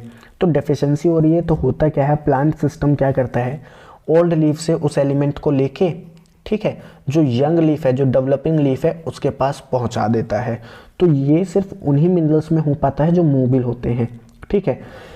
अब आप इसको समझो कि कैसे, आप ये समझ सकते हो कि एक जो बुजुर्ग आदमी है घर का, वो अपनी लाइफ एक यंग जो मेंबर है घर का उसको दे देता है, ठीक है, ताकि वो सरवाइव कर सके, क्योंकि मैं तो अपनी ज़िंदगी जी चुका, वो भी अपनी ज़िंदगी जी ले। Symptom of mobile mineral come first in old leaf. अब यहाँ पे देखो, अगर डेफिशिएंसी हो रही है तो प्लांट क्या कर रहा है, ओल्ड लीफ से यंग लीफ में पहुँचा दे रहा है। तो इसमें जो सबसे पहले डिफिशिएंसी है वो कहाँ देखने को मिलेगी, ओल्ड लीफ में। क्यों, क्योंकि यंग लीफ में तो यहाँ से वो पहुँचा देगा, तो यंग लीफ में बाद में देखने को मिलेगी, लेकिन ओल्ड लीफ में पहले देखने को मिल जाएगी, ठीक है। Example nitrogen, phosphorus, calcium, magnesium, ये इसके एग्जाम्पल हैं, ये मोबिल एलिमेंट होते हैं। अब हम बात करते हैं इमोबिल मिनरल्स की। तो इमोबिल मिनरल्स, इनके नाम से ही पता चल रहा है कि ये मूव नहीं कर सकते, can not move from old to young leaf. अगर मैं इसमें बात करूँ, सिम्टम सबसे पहले कहाँ दिखेंगे, यंग लीफ में दिखेंगे। क्यों, क्योंकि वहाँ पे न्यूट्रिशन नहीं पहुँच पाएगा। Symptom of immobile mineral first come in young leaf, ठीक है। एग्जाम्पल क्या है, कैल्शियम और सल्फर। अब हम बात करते हैं रोल ऑफ मिनरल्स की। इस चैप्टर में ये सबसे इंपॉर्टेंट सेक्शन है जहाँ पे सबसे ज़्यादा क्वेश्चन पूछे जाते हैं, और इसके बाद नाइट्रोजन साइकिल एक ऐसा टॉपिक है जहाँ से सबसे ज़्यादा क्वेश्चन पूछे जाते हैं। तो सबसे पहले हम एक एक करके सबके बारे में बात करते हैं। यहाँ पे जो चीज़ें हैं आपको बस याद करनी है, ठीक है। आपको उनका फंक्शन नहीं समझना कि वो कैसे करते हैं, क्यों करते हैं, बस आपको पता होना चाहिए कि वो क्या काम करते हैं। तो सबसे पहले हम बात करते हैं नाइट्रोजन की। तो सबसे पहले आपसे क्वेश्चन पूछेगा कि नाइट्रोजन को किस फॉर्म में एब्जॉर्ब करा जाता है सॉइल से। तो नाइट्रोजन को एब्जॉर्ब करा जाता है NO3 की फॉर्म में, NO3 नेगेटिव की फॉर्म में जिसे हम नाइट्रेट फॉर्म कहते हैं, NH4 अमोनियम आयन की फॉर्म में और NO2 नेगेटिव की फॉर्म में। ठीक है, अब नाइट्रोजन का रोल क्या होता है? टिश्यू फॉर्मेशन, टिश्यू के बनने में या सेल के बनने में इसका इंपॉर्टेंट रोल होता है। सेल डिवीज़न में, डिफरेंशिएशन में, डिफरेंशिएशन का मतलब क्या होता है कि किसी एक डिवाइडिंग सेल का परमानेंट होना। परमानेंट होने से मतलब क्या है कि उसका फंक्शन फिक्स कर देना। हार्मोन्स के सिंथेसिस में न्यूक्लिक एसिड में आपको पता ही है नाइट्रोजन होता है। Vitamins, protein, amino acid, chlorophyll, इन सब में नाइट्रोजन का इम्पॉर्टेंट रोल होता है। इसके बाद हम बात करते हैं किसकी? फॉस्फोरस की। फॉस्फोरस किस फॉर्म में एब्जॉर्ब होता है? H2PO4 negative and HPO4 2 negative की फॉर्म में। ठीक है, यहाँ से एक और हाइड्रोजन निकाल दोगे तो ये बन जाएगा। इस बात करें इसका रोल कहाँ है? DNA में आपको पता है फॉस्फेट आके फॉस्फोडाइएस्टर बॉन्ड बनाता है न्यूक्लियोटाइड्स के साथ, तो वहाँ पे RNA, फोस्फोलिपिड में फॉस्फेट होता है, ATP में फॉस्फेट होता है, एडिनोसिन ट्राइफॉस्फेट नाम में ही है। डिवाइडिंग सेल्स में फॉस्फोरस का रोल होता है। मेरिस्टेमेटिक मेम्ब्रेन, कुछ प्रोटीन जैसे कि कैसीन, ये नाम याद रखना है, कैसीन प्रोटीन जो होता है उसमें फॉस्फोरस होता है। एंड फोस्फोराइलेशन रिएक्शन मतलब जहाँ पे ATP का फॉर्मेशन होता है वहाँ पे इनका रोल होता है। फिर हम बात करते हैं सल्फर की। सल्फर एब्जॉर्ब होता है सल्फेट आयन की फॉर्म में। सल्फर कंटेनिंग अमीनो एसिड, ये पूछा जाता है बहुत बार कि आपको कोई बोलेगा 2 अमीनो एसिड बताओ जो सल्फर कंटेन करते हैं, तो एक होता है मिथ्योनिन, एक होता है सिस्टीन। ठीक है, जिसमें थे मिथ्योनिन हमारा एसेंशियल अमीनो एसिड होता है ह्यूमंस में। ठीक है, ह्यूमंस में क्यों बोल रहा हूँ? क्योंकि प्लांट में एसेंशियल नॉन एसेंशियल जैसी कोई चीज़ नहीं होती। कोएंजाइम की बात करें, कुछ कोएंजाइम होते हैं जो सल्फर कंटेन करते हैं। थायामीन्स, कोएंजाइम A जिसको हम बायोटीन भी बोलते हैं, एंड फेरोडेक्सिन, इन सब के फॉर्मेशन में सल्फर इंपॉर्टेंट रोल प्ले करता है। फिर हम बात करते हैं पोटेशियम की। पोटेशियम को पोटेशियम आयन की फॉर्म में एब्जॉर्ब करा जाता है। इसका सबसे इंपॉर्टेंट ऑस्मोटिक पोटेंशियल मेंटेन करता है। ठीक है, apical bud, root tip, protein synthesis, इन सब में हेल्प करता है। स्टोमेटा के ओपनिंग एंड क्लोजिंग में मदद करता है। सेल को टर्जिड बनाता है। टर्जिड मतलब सेल के अंदर प्रेशर बिल्ड करने में मदद करता है। और एक्टिवेटर होता है कुछ एंजाइम्स का। इसके बाद हम बात करते हैं कैल्शियम Ca2+ की। ये कैल्शियम का जो एब्जॉर्प्शन है ये कंट्रोल होता है बोरोन के द्वारा, और ये नीट एग्जामिनेशन में 2-3 बार पूछा गया है, तो इसे याद रखना है। Required in cell division to form middle lamella, आपको पता है cell cycle and cell division chapter में हमने ये पढ़ चुके हैं। अगर आपने वो वीडियो नहीं देखी है तो आप देख सकते हैं, लिंक मैं डिस्क्रिप्शन में दे दूंगा। होता क्या है कि प्लांट में जो सेल डिवीजन के दौरान साइटोकाइनेसिस होती है उसमें मिडल लैमेला का फॉर्मेशन होता है, और मिडल लैमेला के फॉर्मेशन के लिए कैल्शियम की ज़रूरत होती है क्योंकि वो एक कैल्शियम कंपाउंड होता है। कंट्रोल मेटाबॉलिक रिएक्शन, ये जो है मेटाबॉलिक रिएक्शन को कंट्रोल करता है। साथ ही साथ मेम्ब्रेन के फंक्शन में भी कैल्शियम इंपॉर्टेंट रोल प्ले करता है। आप बोलोगे कि क्या हमें ये सारा याद करना है? जी हाँ, आपको ये याद करना है, इसके अलावा आपके पास कोई चारा नहीं है। और याद करने का मैं तरीका बता देता हूँ, आप 4 से 5 बार लिख के देखोगे, आपको याद हो जाएगा। हम बात करते हैं मैग्नीशियम की, तो मैग्नीशियम Mg2+ की फॉर्म में एब्जॉर्ब होता है। क्लोरोफिल का स्ट्रक्चर देखोगे तो उसमें Mg2+ का इंपॉर्टेंट मतलब एक पार्ट होता है, तो वहाँ पे ये चाहिए। राइबोसोम की सब यूनिट, आपको पता है राइबोसोम की 2 सब यूनिट होती है। एक होती है हमारे पास एक हमारे पास होती है 40S, एक हमारे पास होती है 60S। तो इन दोनों यूनिट को एक साथ जोड़ने के लिए किसकी ज़रूरत होती है? मैग्नीशियम की ज़रूरत होती है। एक्टिवेटर होता है एंजाइम का। कौन कौन से एंजाइम? 2 एंजाइम मैंने बताया थे, रुबिस्को, पैपकेस। ठीक है, वहाँ पे इसकी ज़रूरत होती है। फोटोसिंथेसिस एंड रेस्पिरेशन में इसकी ज़रूरत होती है। इसके बाद हम बात करें निकल की, तो निकल यूरिएज एंजाइम का एक्टिवेटर होता है। फिर हम बात करते हैं आयरन। आयरन एब्जॉर्ब होता है फेरिक फॉर्म में, Fe3+, कंट्रोल करता है क्लोरोफिल की सिंथेसिस को।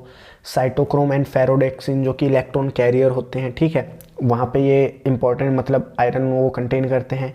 एक्टिवेटर होता है एंजाइम्स का, जैसे कैलेज और नाइट्रोजनेज एंजाइम का एक्टिवेटर होता है आयरन, और ये पूछा भी गया है। इसके बाद हम बात करते हैं कॉपर की। कॉपर को Cu2+ की फॉर्म में एब्जॉर्ब करा जाता है, ओवरऑल मेटाबॉलिज्म में इंपॉर्टेंट रोल प्ले करता है, एक्टिवेटर होता है एंजाइम का, साथ ही साथ प्लास्टोसाइनिन ये हमारा एक इलेक्ट्रॉन कैरियर होता है, ठीक है, वहाँ पे ये मतलब उसके फॉर्मेशन में या उसके स्ट्रक्चर में कॉपर होता है। फिर हम बात करते हैं मॉलिब्डेनम एब्जॉर्ब होता है मॉलिबिडेट आयन की फॉर्म में, ये याद कर लेना, ये सबसे ज़्यादा इंपॉर्टेंट है, ठीक है। नाइट्रोजन और मॉलिबिडेट से सबसे ज़्यादा पूछा जाता है कि किस फॉर्म में एब्जॉर्ब होते हैं, तो जो मॉलिब्डेनम है वो मॉलिबिडेट की फॉर्म में एब्जॉर्ब होता है, MOO2+, यहाँ पे ये जो कैपिटल O है वो ऑक्सीजन के लिए है। एक्टिवेटर होता है nitrogenase and nitrate reductase enzyme का। फिर हम बात करते हैं बोरोन को एब्जॉर्ब करा जाता है BO3 नेगेटिव B4O7 2 नेगेटिव की फॉर्म में, और मैंने आपको बताया ये कैल्शियम के एब्जॉर्प्शन को कंट्रोल करता है, तो इसका एक काम तो यही हो जाएगा। तो देखिए कैल्शियम के एब्जॉर्प्शन को कंट्रोल कर रहा है।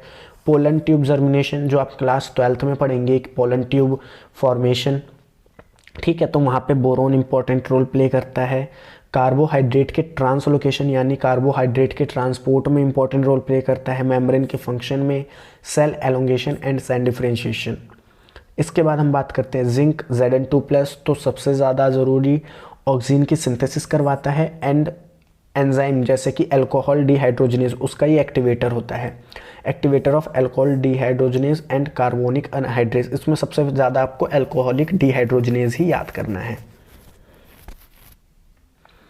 फिर हम बात करते हैं क्लोरीन की। क्लोरीन Cl नेगेटिव की फॉर्म में एब्जॉर्ब होता है, ये प्लांट में आयोनिक बैलेंस को मेंटेन करता है, साथ ही साथ वाटर के फोटोलाइसिस यानी वाटर के ब्रेकडाउन, जो कि आप फोटोसिंथेसिस चैप्टर में पढ़ोगे मेरे ख्याल से, फोटोसिंथेसिस में ही पढ़ोगे, रेस्पिरेशन में नहीं, फोटोसिंथेसिस में ही पढ़ोगे। वहाँ पे आप पढ़ोगे कि PS2 जो है वाटर को तोड़ता है, ठीक है, तो वहाँ पे क्लोरीन की ज़रूरत होती है। फिर मैग्नीशियम आता है जिसे Mn2+ की फॉर्म में एब्जॉर्ब करा जाता है। नाइट्रोजन के मेटाबॉलिज्म में, रेस्पिरेशन में एंड फोटोसिंथेसिस में मैग्नीज तीनों ही जगह काम करता है, साथ ही साथ ये वाटर का फोटोलाइसिस भी करवाता है। तो क्लोरीन एंड मैग्नीज दोनों मिलके वाटर का फोटोलाइसिस यानी वाटर का ब्रेकडाउन करवाते हैं। अब हम बात करते हैं एब्जॉर्प्शन ऑफ मिनरल्स की। तो आपको पता है, आप ये चैप्टर एब्जॉर्प्शन ऑफ मिनरल की बात करें तो आप जो चैप्टर था क्या कहते हैं ट्रांसपोर्ट इन प्लांट, उसमें एब्जॉर्प्शन के बारे में पढ़ ही चुके होंगे कि रूट कैसे चीज़ों को एब्जॉर्ब करती है, एपोप्लास्ट, सिम्प्लास्ट पाथवे आप पढ़ ही चुके हैं। मिनरल्स आयोनिक फॉर्म में एब्जॉर्ब होते हैं मेनली एक्टिव एब्जॉर्प्शन के द्वारा, यानी जब ATP खर्च करी जाती है। तो मिनरल का जो एब्जॉर्प्शन है वो 2 फेज़ में होता है, एक फास्ट फेज़, एक स्लो फेज़। फास्ट फेज़ जो होता है वो पैसिव होता है और थ्रो एपोप्लास्ट होता है, और जो स्लो फेज होता है वो एक्टिव होता है यानी जहाँ पे एनर्जी खर्च होती है, और ये सिम्प्लास्ट के थ्रू होता है। एंट्री जो होती है एलिमेंट की सिम्प्लास्ट में उसको हम बोलते हैं इनफ्लक्स, और जो एग्जिट होती है सिम्प्लास्ट उसे हम बोलते हैं ईफ्लक्स। अब हम बात करते हैं नाइट्रोजन साइकिल, ये आपको समझनी होगी अच्छे से। आपको पता है कि नाइट्रोजन की बात करें तो ये एटमॉस्फेयर में सबसे ज़्यादा मतलब एटमॉस्फेयर में ही प्रेजेंट होती है, मेनली अर्थ क्रस्ट में कम होती है। Apart from CHO nitrogen require in large amount, nitrogen की ज़रूरत प्लांट को ज़्यादा अमाउंट में होती है। Plant and microbe compete for nitrogen available in soil.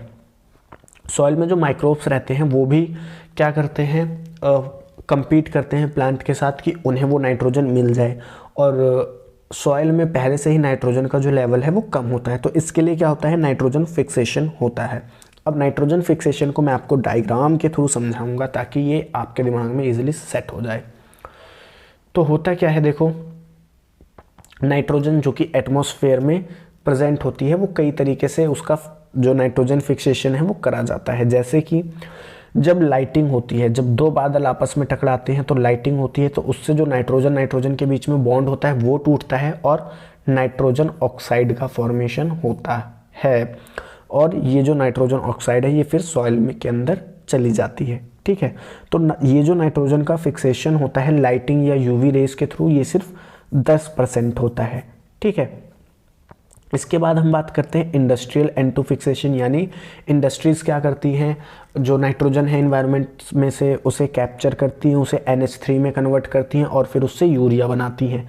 तो ये भी एक नाइट्रोजन फिक्सेशन का तरीका हो गया, ठीक है। और ये 30% जो भी ज़रूरत होती है या जो भी नाइट्रोजन फिक्सेशन होता है उसका 30% इंडस्ट्रियल N2 फिक्सेशन यानी इंडस्ट्रीज़ करती हैं। इसके बाद आता है biological nitrogen fixation. Biological nitrogen fixation में क्या होता है, कुछ लिविंग माइक्रोब्स नाइट्रोजन का फिक्सेशन करते हैं और ये परसेंटेज सबसे ज़्यादा होता है, यानी जो 60% नाइट्रोजन फिक्सेशन होती है वो बायोलॉजिकल ऑर्गेनिज्म के द्वारा होती है। अभी हम इनके बारे में भी पढ़ेंगे, वो नेक्स्ट पेज पे है।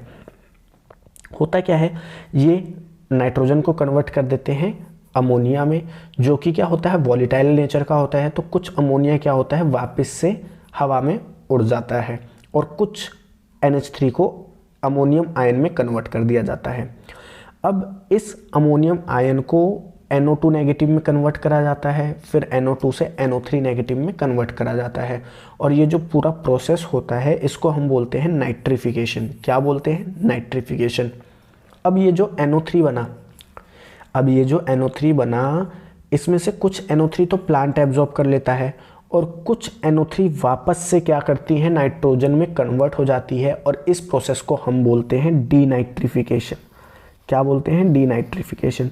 अभी यहाँ पे कौन से एंजाइम होते हैं हम वो भी पढ़ेंगे और वो एंजाइम आपको अच्छे से याद कर लेने हैं, नीट एग्जामिनेशन में पूछता है। तो होता क्या है, NO3 नेगेटिव यहाँ पे एब्जॉर्ब हुआ। अब होता क्या है, प्लांट में ये जो अमोनियम आयन की फॉर्म है ना, इसको भी कई बार एब्जॉर्ब कर लिया जाता है प्लांट रूट्स के द्वारा। ठीक है, प्लांट ईट बाय एनिमल। अब देखो यहाँ पे ये NO3 नेगेटिव गया, ये NO3 ऊपर ट्रैवल करा। ठीक है, NO3 नेगेटिव से फिर NO2 बना, फिर NO2 से NH4 यानी अमोनियम आयन बना और इस अमोनियम आयन से क्या होता है, अमीनो एसिड का फॉर्मेशन होता है। अब देखो एटमॉस्फेयर से जो नाइट्रोजन आई थी वो कहाँ है, प्लांट के अंदर है। तो जब वो प्लांट डेड हो जाता है, ठीक है, तो उसे कोई एनिमल क्या कर लेता है, आके खाता है, फिर वो एनिमल भी डेड हो जाता है। तो कहने का मतलब ये है कि जब प्लांट और एनिमल दोनों डेड हो जाएंगे तो उसके अंदर जो भी प्रोटीन है, प्रोटीन किसके मिलने से बनता है, अमीनो एसिड के मिलने से। अमीनो एसिड कैसे बनते हैं, नाइट्रोजन से। ठीक है, तो क्या होता है कि वो अमीनो एसिड में कन्वर्ट हो जाता है प्रोटीन और वो अमीनो एसिड वापस से अमोनियम आयन की फॉर्म में सॉइल में वापस चले जाते हैं और इस प्रोसेस को हम बोलते हैं अमोनिफिकेशन। क्या बोलते हैं, अमोनिफिकेशन। सो देखो अमाइनो एसिड का जो सिंथेसिस है वो दो जगह होता है। कहाँ, एक तो लीफ में कब होगा, जब NO3 फॉर्म एब्जॉर्ब होगी, और रूट में भी हो सकता है। रूट में कब होगा, जब अमोनियम आयन फॉर्म एब्जॉर्ब होगी, मैंने आपको बताया था। अब हम बात कर लेते हैं बायोलॉजिकल नाइट्रोजन फिक्सेशन की, जो क्या करता है 60% नाइट्रोजन फिक्सेशन करता है। ठीक है, मैंने आपको बोला था कि इसे हम नेक्स्ट स्लाइड में अलग से लेंगे। तो नाइट्रोजन फिक्सेशन का सबसे पहले मतलब समझो कि नाइट्रोजन फिक्सेशन का मतलब क्या है। नाइट्रोजन फिक्सेशन का मतलब होता है नाइट्रोजन को कन्वर्ट करना अमोनिया में। ठीक है, अब ये जो चीज़ें हैं ये बैक्टीरिया के थ्रू भी होती है, साइनोबैक्टीरिया के थ्रू भी होती है। आपने हेट्रोसिस्ट पढ़ा होगा, स्पेशल सेल्स होती हैं साइनोबैक्टीरिया की जो नाइट्रोजन फिक्सेशन करती है। ठीक है, लेकिन वो हमें यहाँ नहीं पढ़नी, वो हम पढ़ चुके हैं।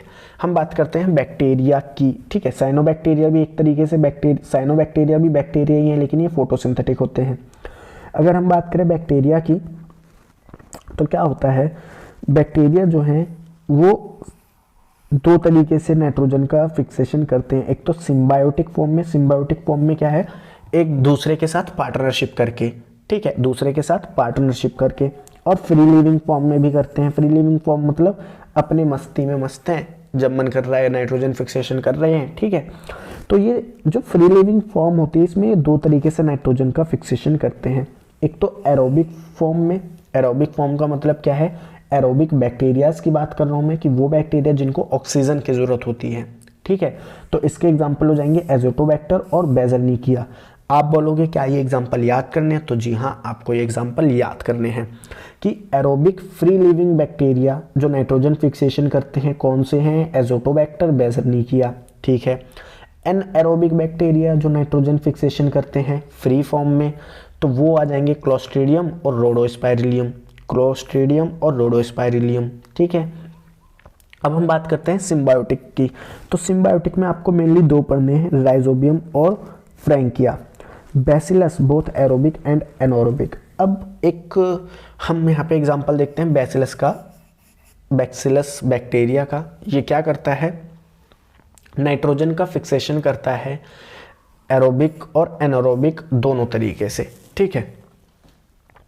अब हम बात करते हैं साइनोबैक्टीरिया की, किसकी, साइनोबैक्टीरिया की।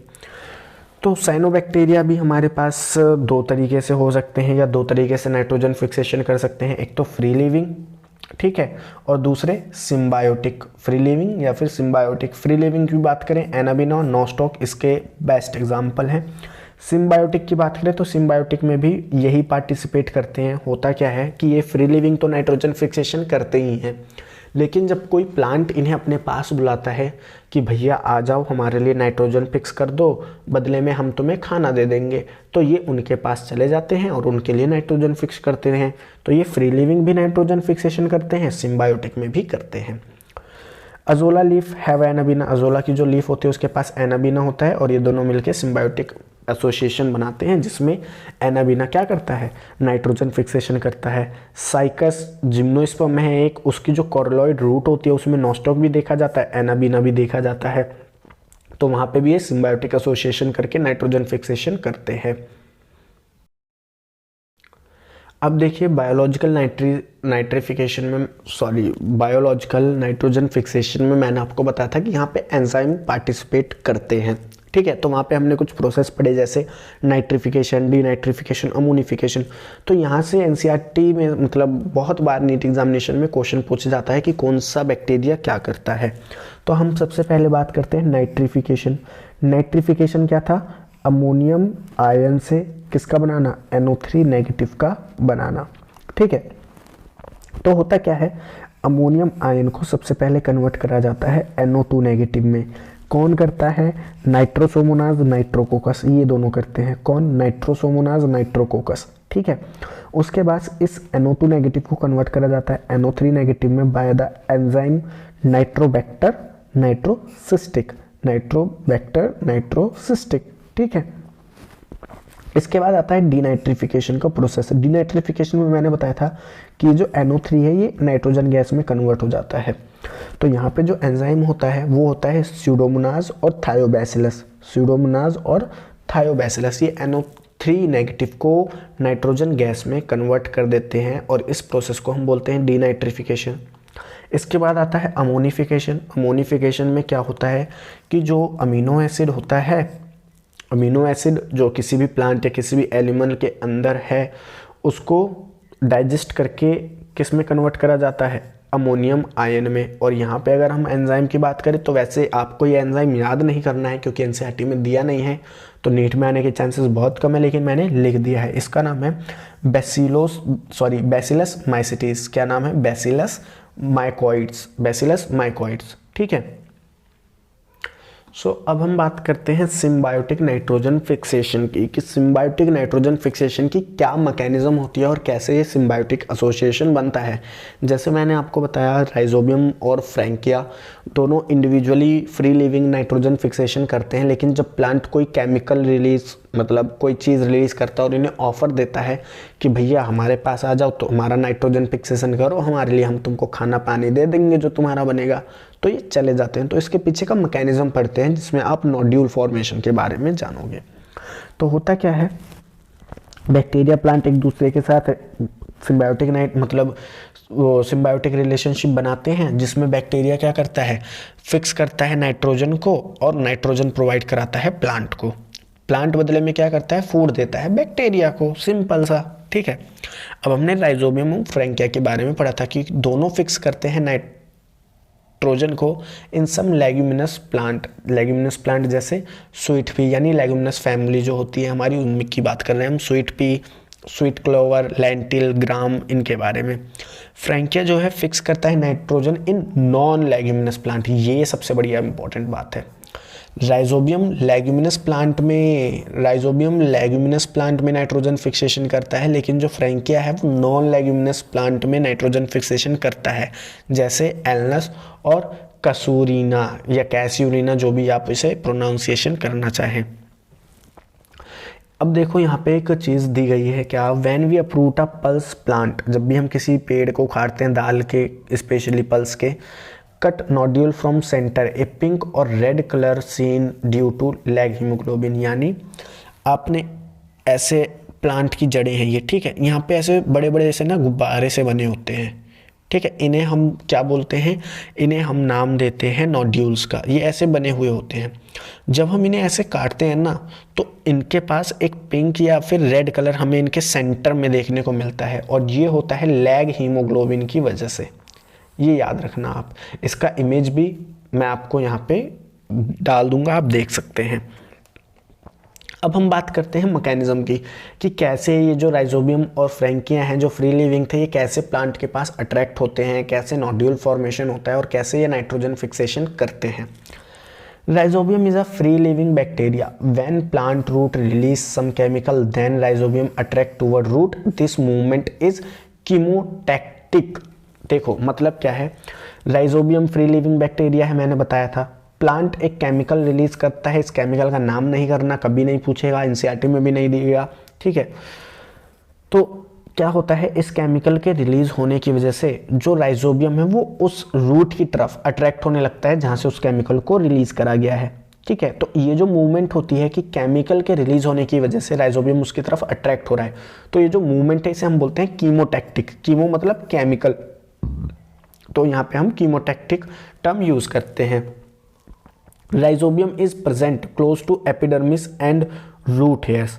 अब क्या होता है, यहाँ पे वही राइजोबियम आते हैं जो एपिडर्मिस के बहुत ही ज़्यादा क्लोज होते हैं या फिर रूट हेयर के क्लोज होते हैं। एपिडर्मिस क्या है, रूट हेयर क्या है, ये आप ट्रांसपोर्ट इन प्लांट में पढ़ चुके हो कि रूट हेयर जो है एपिडर्मिस की ही मॉडिफिकेशन होती है एपिडर्मल सेल की, ताकि मैक्सिमम वाटर एब्जॉर्ब करा जा सके और मैक्सिमम मिनरल एब्जॉर्ब करा जा सके।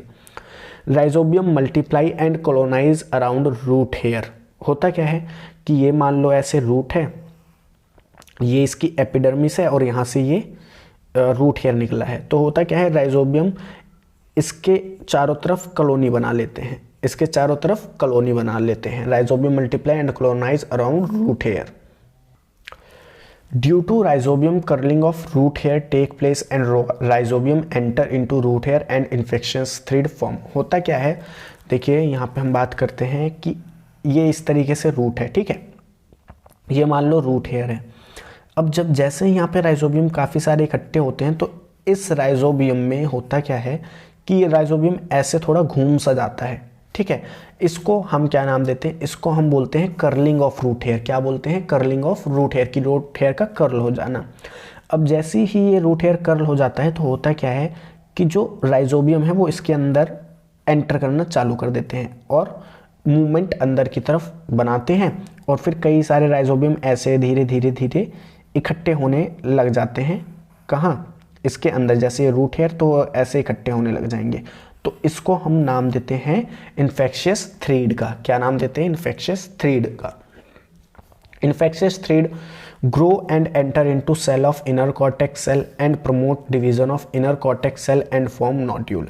अब होता क्या है, ये इन्फेक्शियस थ्रेड जैसे ही कॉर्टेक्स सेल्स के पास पहुंचता है तो ये कॉर्टेक्स सेल से कहता है कि चलो तुम अपना डिवीजन चालू करो और नोड्यूल बनाओ। मतलब जब जो कॉर्टेक्स सेल है काफ़ी ज़्यादा फिर डिवाइड करने लग जाती हैं, डिवाइड करने लग जाती हैं, डिवाइड करने लग जाती हैं, डिवाइड कर करके वो क्या कर लेती हैं, एक बड़ा सा गोल गोल ग्लोबुलर स्ट्रक्चर बना लेती हैं जिसको हम नाम देते हैं नोड्यूल।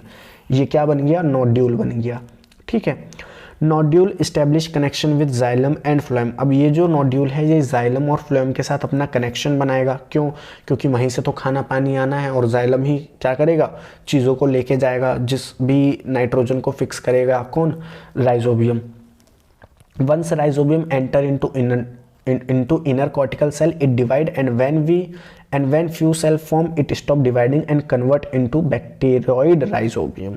अब यहाँ पे समझो होता क्या है कि जैसे ही राइजोबियम एंटर करता है कॉर्टिकल सेल में, मान लो ये कॉर्टिकल सेल है, ठीक है, यहाँ पे राइजोबियम एक बार एंटर करा, अब ये थोड़ी देर तक डिवाइड करेगा, ये थोड़ी देर तक डिवाइड करा, इसका नंबर बढ़ रहा है, नंबर बढ़ रहा है। अब क्या होगा, कुछ समय बाद ये डिवाइड करना रोक देगा, डिवाइड करना रोक देगा, और ये जो राइजोबियम बने थे ये राइजोबियम कन्वर्ट हो जाएंगे बैक्टीरोइड राइजोइड्स में। किस में कन्वर्ट हो जाएंगे, बैक्टीरोइड राइजोइड्स में। अब हम बात करते हैं बैक्टीरियोइड राइजोबियम की स्ट्रक्चर की। तो होता क्या है कि राइजोबियम तो ये थे, ठीक है, अब ये अपनी स्ट्रक्चर को चेंज कर लेते हैं, हेक्सागोनल स्ट्रक्चर ले आते हैं, इन्हीं को हम क्या बोलते हैं, बैक्टीरियोइड राइजोबियम। तो यहाँ पे देखो इनर कॉर्टेक्स सेल दिखाई है मैंने, ये इनर कॉर्टेक्स सेल हो गई, ये बैक्टीरियोइड राइजोइड्स हो गए, और इनके पास देखो ये क्या है, एक मेम्ब्रेन है, ये क्या है, एक मेम्ब्रेन है, इसको हम बोलते हैं पोरीबैक्टीरियोइडल मेम्ब्रेन। क्या बोलते हैं, पोरीबैक्टीरियोइडल मेम्ब्रेन। आपको दिख नहीं रहा होगा, सॉरी। यहाँ पे देखो कि ये जो हेक्सागोनल शेप है इसको हम बोलते हैं बैक्टीरियोइड राइजोबियम, और इसके चारों तरफ देखो एक कवरिंग है, ठीक है, जिसको हम क्या बोलते हैं, पॉलीबैक्टीरियोइडल मेम्ब्रेन। होता क्या है कि इस पॉलीबैक्टीरियोइडल मेम्ब्रेन पे कुछ हीमोग्लोबिन लगे होते हैं जिन्हें हम लैग हीमोग्लोबिन कहते हैं। ये लैग हीमोग्लोबिन यहाँ पे लगे हुए होते हैं। ये लैग हीमोग्लोबिन क्या करते हैं, ये लैग हीमोग्लोबिन ऑक्सीजन को रोकते हैं, कहाँ जाने से, इनके पास जाने से, क्योंकि ये जो बैक्टीरियोइड राइजोबियम होते हैं इन्हें ऑक्सीजन से डर लगता है। अगर ऑक्सीजन इनके पास आ गई तो ये नाइट्रोजन फिक्सेशन करना बंद कर देंगे। तो लैग हीमोग्लोबिन क्या करता है, इनके पास ऑक्सीजन को जाने से रोक देता है। Bacteria are surrounded by membrane which have pigment leg haemoglobin, जो एक्ट करता है as a O2 scavenger. O2 scavenger मतलब ऑक्सीजन को ढूंढ ढूंढ के खा लेना, ठीक है, या ऑक्सीजन को ढूंढ ढूंढ के मार देना। अब हम बात करते हैं नाइट्रोजिनेज एंजाइम की। तो देखो नाइट्रोजिनेज एंजाइम के बारे में हम एक चीज़ कई बार पढ़ चुके हैं। जब मैंने आपको टाइप ऑफ एलिमेंट बताए थे तो भी बताया था, और जब रोल बताए तो भी, क्या था वो, कि नाइट्रोजिनेज एंजाइम का एक्टिवेटर कौन होता है। तो आपको ये आंसर मेरे को कमेंट करके बताना है।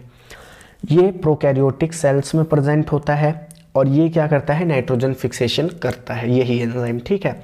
Get destroyed by O2, oxygen के कांटेक्ट में आने से ये जो नाइट्रोजिनस एंजाइम है ये डिस्ट्रॉय हो जाता है, यानी खत्म हो जाता है। इसीलिए हम बोलते हैं कि इसको एनएरोबिक कंडीशन चाहिए। इसीलिए जो हमारे बैक्टीरियोइड क्या बने थे, बैक्टीरियोइड राइजोबियम बने थे, वहाँ पे लैग हीमोग्लोबिन की कवरिंग हुई थी। लैग हीमोग्लोबिन ऑक्सीजन को आने से रोक दे रहा था। क्यों? क्योंकि नाइट्रोजिनेज एंजाइम फिर काम नहीं करता अगर वहाँ ऑक्सीजन पहुँच जाती तो। It is iron molybdenum protein. ये क्या है, आयरन मोलिब्डेनम का एक प्रोटीन है, ठीक है। तो देखो यहाँ पे ये काम कैसे करता है, ये काम ऐसे करता है कि इसके पास ये दो कैविटी हैं, समझ लो, ठीक है। काम बस आपको समझ में आना चाहिए कि ये मान लो दो कैविटी हैं, यहाँ पे नाइट्रोजन आके पहले फंसते हैं। अब होता क्या है, ये एंजाइम इनका एक बॉन्ड तोड़ता है और हाइड्रोजन को यहाँ पे जोड़ देता है, फिर दूसरा बॉन्ड तोड़ता है, फिर हाइड्रोजन जोड़ देता है, फिर तीसरा बॉन्ड तोड़ता है, फिर दोनों हाइड्रोजन जोड़ के अमोनिया बाहर हो जाता है, ठीक है। इस तरीके से ये रिएक्शन होती है। This reaction is endothermic. ये जो रिएक्शन होती है ये एंडोथर्मिक होती है, यानी यहाँ पे हमें एनर्जी देनी होती है।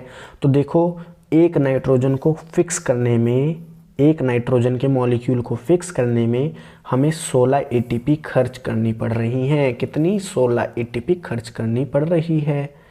या हम ये कह सकते हैं कि यहाँ पे देखो एक N2 से 2 NH3 बन रहे हैं, तो अगर एक N2 के फिक्सेशन में 16 ATP खर्च हो रही हैं और एक N2 से 2 NH3 बन रहे हैं, तो एक अमोनिया के फॉर्मेशन में 8 ATP लग रही हैं, ठीक है। तो ये आप दोनों तरीके से याद रखना कि एक नाइट्रोजन फिक्सेशन में 16 ATP लगती हैं और एक अमोनिया फॉर्मेशन में 8 ATP लगती हैं। अब हम बात करते हैं फेट ऑफ अमोनिया की, जो इस चैप्टर का लास्ट टॉपिक है कि अमोनिया का भविष्य क्या होता है। जो NH4 पॉजिटिव बनता है अमोनियम आयन, उसका होता क्या है। Ammonia at physiological pH convert into NH4, यानी जो अमोनिया होता है वो एक फिजियोलॉजिकल यानी जो नॉर्मल pH होता है बॉडी का या प्लांट का, उस पे अमोनियम आयन में कन्वर्ट हो जाता है, और ये अमोनियम आयन जो है वो यूटिलाइज होता है अमीनो एसिड बनाने में, ठीक है।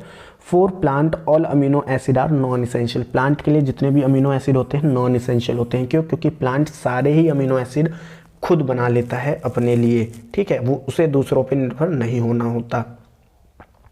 इसके बाद हम बात करते हैं कि कीटो एसिड या कीटोन बॉडीज़ क्या होती हैं। कीटो एसिड या फिर ketone bodies basically ketone groups और कार्बोक्सिलिक जो ग्रुप होता है, यानी जो कार्बोक्सिलिक एसिड होता है, वो दोनों जब आपस में मिले हुए होते हैं, ठीक है, या किसी कंपाउंड में जब ये दोनों ग्रुप होते हैं तो उन्हें हम कीटो एसिड या फिर कीटोन बॉडीज़ बोलते हैं। तो यहाँ पे कुछ कीटो एसिड के एग्जाम्पल दिए गए हैं, जैसे कि आपको दिया गया है ये 3 कार्बन का कीटो एसिड है, ठीक है, इसका नाम है पायरुविक एसिड। क्या है? Pyruvic acid. यहाँ पे देखो 1 2 3 4 कार्बन का कीटो एसिड दिया गया है, इसका नाम क्या है? Oxaloacetic acid. नेक्स्ट देखो यहाँ पे आपको 5 कार्बन का एक कीटो बॉडी दिया गया है, 1 2 3 4 5, इसको हम बोलते हैं अल्फा कीटो ग्लूटेरिक एसिड। क्या बोलते हैं? Alpha keto glutaric acid. ये स्ट्रक्चर आपको याद नहीं करनी है, ये बस मैंने बेसिक के लिए बता दिया है कि आपको कार्बन के बारे में पता चल जाए। In plant amino acid synthesis occur in 2 step. Amino acid की जो सिंथेसिस होती है प्लांट में वो 2 स्टेप में होती है। सबसे पहला होता है रिडक्टिव एमिनेशन। रिडक्टिव एमिनेशन का मतलब क्या है? एडिशन ऑफ NH2, ठीक है। इसमें होता क्या है, जैसे मान लो हमारे पास कोई अल्फा कीटोग्लूटरेट है, ठीक है, और यहाँ पे अमोनियम आयन है, यहाँ पे NADPH। NADPH क्या है? सोर्स ऑफ एनर्जी है। क्या है? सोर्स ऑफ एनर्जी है।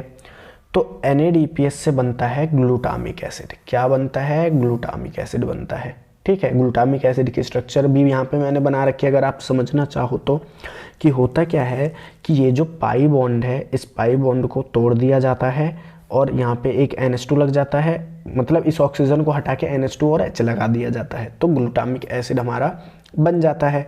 अब अगर मैं आपसे कहूँ कि क्या ये अमीनो एसिड है, तो हाँ है। अमीनो एसिड की अगर आप जनरल एक स्ट्रक्चर बनाते हो तो वो कुछ इस तरीके से होती है, RNH2 COH और यहाँ पे H, ये वेरिएबल हो सकता है। तो यहाँ पे स्ट्रक्चर देखो, COH है, NH2 है, H है और ये पूरा R हो गया, ठीक है। तो ये ग्लूटामिक एसिड हो गया। एंजाइम जो ये अमीनो फॉर्मेशन करवाएगा, ग्लूटामिक एसिड का फॉर्मेशन कराएगा, उसका नाम है ग्लूटामेट डिहाइड्रोजिनेस, ठीक है। नेक्स्ट स्टेप होता है ट्रांसएमिनेशन का। ट्रांसएमिनेशन देखो नाम से पता चल रहा है, ट्रांस मतलब ट्रांसफर करना, एमिनेशन मतलब अमाइनो ग्रुप का, ठीक है, ट्रांसफर ऑफ अमाइनो ग्रुप। होता क्या है इसमें कि 2 अमीनो एसिड, जैसे कि एक कोई अमीनो एसिड है, ठीक है, वो क्या करता है, कीटोग्लूटरिक एसिड के साथ मतलब रिएक्शन करता है और क्या करता है, एक नए अमीनो एसिड का फॉर्मेशन करता है। यहाँ पे ये जो कीटो एसिड है इसको हम अमीनो रिसेप्टर बोलेंगे। अमीनो रिसेप्टर क्यों बोल रहे हैं? क्योंकि ये अमीनो एसिड जो है वो अपना जो NH2 ग्रुप है वो डोनेट करेगा, ठीक है, या ट्रांसफर करेगा, तो इसको हम अमीनो डोनर बोलेंगे और कीटो एसिड क्या हो जाएगा? अमीनो रिसेप्टर हो जाएगा, ठीक है।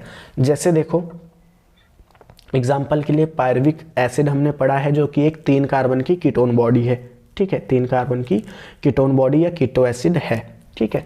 तो ग्लूटामिक एसिड, यहाँ पे मैंने एक एग्जांपल ले लिया, ऊपर मैंने स्ट्रक्चर बना के दिखा ही दिया है। तो ग्लूटामिक एसिड अपना एक NH+ किसको दे देगा? NH2 किसको दे देगा? पायरुविक एसिड को दे देगा। पायरुविक एसिड होता है 3 कार्बन का, तो यहाँ पे एलेनिन का फॉर्मेशन होगा और ये ग्लूटामिक एसिड किस में कन्वर्ट हो जाएगा? ग्लूट्रेट में, ठीक है, किस में कन्वर्ट हो जाएगा? ग्लूट्रेट में। और एलेनिन की स्ट्रक्चर की बात करें तो ये एलेनिन की स्ट्रक्चर है। यहाँ पे जो एंजाइम होता है वो होता है ट्रांसअमाइनेज, ठीक है। Glutamic acid is first amino acid in plant. Plant में जो अमीनो एसिड का फॉर्मेशन करते हैं उनमें सबसे पहले जो अमीनो एसिड बनाया जाता है वो होता है ग्लूटामिक एसिड, क्योंकि बाकी फिर ग्लूटामिक एसिड से ही NH2 ग्रुप का ट्रांसफ़र करवा के हम बाकी एसिड्स बनाते हैं। जैसे कि ऑक्जेलोएसिटिक एसिड जो कि एक 4 कार्बन की कीटोन बॉडी है, जब इसका ट्रांसअमीनेशन होता है तो एस्पार्टिक एसिड बनता है। क्या बनता है? एस्पार्टिक एसिड बनता है।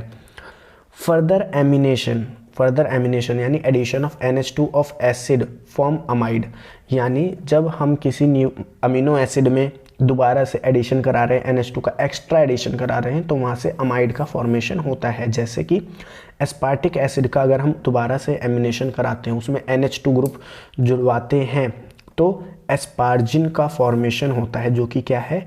अमाइड है। क्या है? एक अमाइड है। सो ये जो हमारा चैप्टर है मिनरल न्यूट्रिशन यहाँ पे ख़त्म होता है। आई होप ये पूरा चैप्टर आपको अच्छे से रिवाइज हो गया होगा, ठीक है। और इस वीडियो को बनाने का मकसद यही था कि ये चैप्टर आपको अच्छे से रिवाइज हो जाए। तो मिलते हैं नेक्स्ट वीडियो में, जिसमें हम कोई एक नेक्स्ट चैप्टर रिवाइज करेंगे।